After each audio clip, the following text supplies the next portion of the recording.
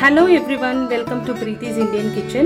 இன்னைக்கு நம்ம பார்க்க போறது ஒரு சிம்பிள் அண்ட் குயிக்கா செய்யக்கூடிய ஒரு சிக்கன் பிரியாணி நம்ம இன்னைக்கு பார்க்கலாம்.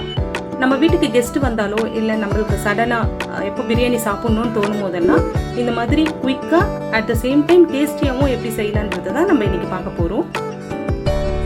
ஒரு பவுல்ல 1 kg of chicken எடுத்துர்க்கேன். ஃபர்ஸ்ட் இத மேரினேட் பண்ணிட்டு ஒரு 15 minutes நம்ம ரெஸ்டிங் டைம்ல நம்ம விட்டுருவோம்.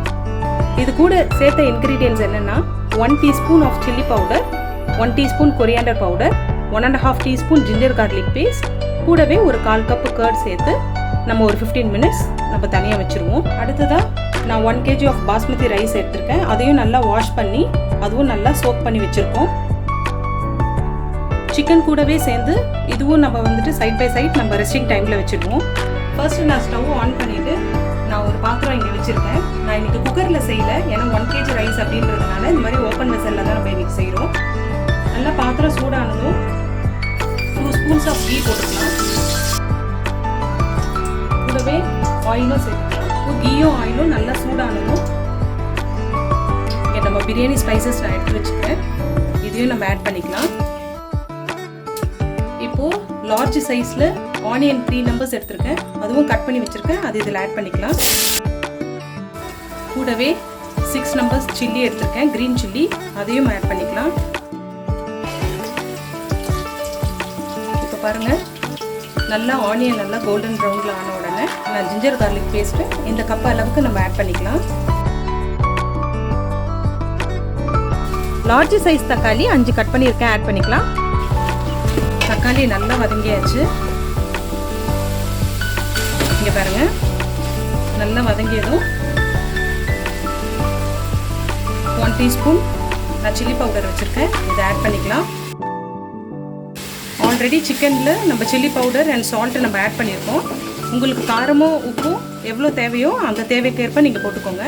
கரம் மசாலா 1 spoon. அடுத்ததான் நம்ம மேரினேட் பண்ணி வச்சுருந்த அந்த 1 kg சிக்கனையும் இதில் போட்டுக்கலாம். அடுத்ததான் நம்ம புதினா ஆட் பண்ணிக்கலாம். இப்போ மசாலாவோட சேர்த்து சிக்கன் நல்லா ஒரு 5 minutes குக் ஆகட்டும்.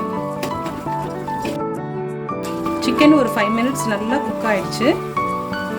5 minutes குக் ஆனதும் நான் இப்போ 4 கிளாஸ் அரிசி எடுத்திருக்கேன்.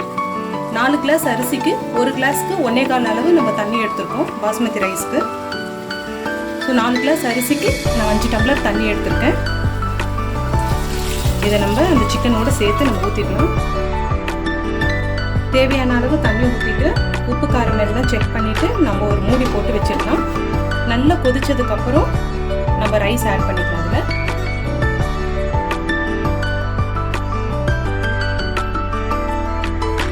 இப்போ நம்ம ரைஸ் ஆட் பண்ணிட்டோம். இப்போ திருப்பியும் நம்ம மூடி போட்டு வச்சிடலாம். ஒரு 3 minutesக்கு அப்புறமா நம்ம ஓப்பன் பண்ணி பார்க்கலாம். இப்போது 3 minutes ஆயிடுச்சு. இப்போ நம்ம ஓப்பன் பண்ணி பார்த்துக்கலாம். இப்போது தண்ணிலாம் கொஞ்சம் நல்லா ட்ரெயின் ஆகிட்டு கொஞ்சம் இந்த மாதிரி வாட்டரி கண்டென்ட்டில் இருக்குது. இந்த டைமில் கொஞ்சம் மேலே கொஞ்சம் புதினா போட்டுக்கலாம். கூடவே கொஞ்சம் மல்லித்தழை ஆட் பண்ணிக்கலாம். இப்போது ஸ்டவ்வை நல்லா சிம்மில் வச்சுட்டு மூடி போட்டுக்கலாம். சிம்மில் வச்சுட்டு மூடி போட்டுட்டோம். இதுக்கு மேலே ஒரு பாத்திரத்தில் தண்ணி வச்சு இந்த மாதிரி மேலே வச்சுக்கலாம்.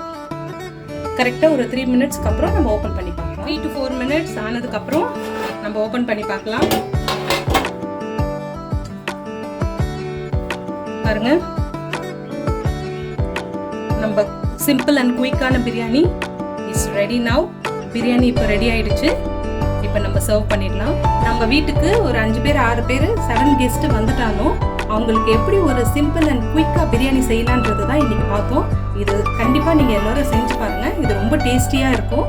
எப்படி இருந்ததுன்னு எனக்கு கமெண்ட்ஸில் நீங்கள் ஷேர் பண்ணுங்கள்.